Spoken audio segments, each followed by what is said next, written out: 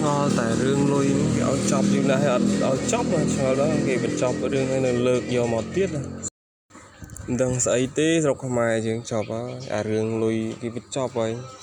ភាគីគេសងខាងបញ្ចប់ហើយមានអាអ្នកលើកមកមិនសុខចិត្តទៀត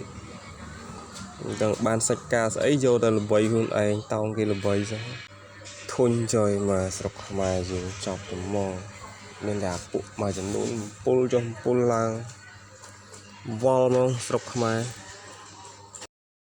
ចំនួនដល់ស្អែកជើងជាប់ច្បាក់ដៃអត់មានប្រាក់តាសំណាខ្ញុំជើងចូលស្រុកគេឃើញសាំសាក់គេចង់មកបាក់ខ្ញុំស្រែកតវ៉ាដៃខាងសាំដាក់ខ្ញុំប្រឡាក់មិនដួលមិនបាក់នេះកូនអ្នកតាដាក់ដៃពឹងគុំទូត្រូវគេកាច់ចិត្តខ្ញុំ